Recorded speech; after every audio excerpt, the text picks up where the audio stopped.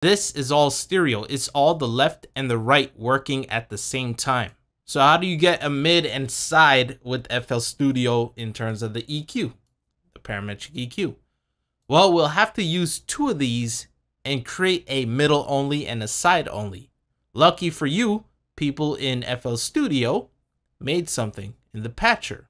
So go to your patcher plugin, and if you can't find it, go ahead and select and then type in more, or click more and then type in patch. P-A-T, there you go, patcher, and then you double click it and it'll open up this patcher. All right. So what the patcher is pretty much, it does multiple things at one time. You could add multiple plugins, controllers, whatever it may be. So like I said, they made it for you. So if you go to the presets, you'll see they have something like mid-side EQ under the filter.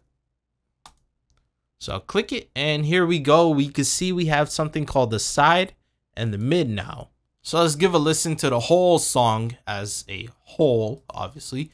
So here's the mid. By the way, when I cancel this, you're not going to hear me speak, although you may see me speak in the microphone.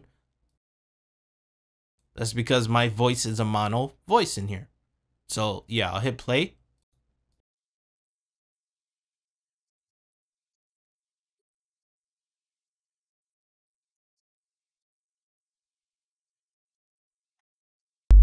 All right, there it is. And you can see that I have some bass in the sides, and usually you don't want to have bass on the sides, otherwise it'll create something called correlation, aka the compatibility for that mono speaker will be affected by this.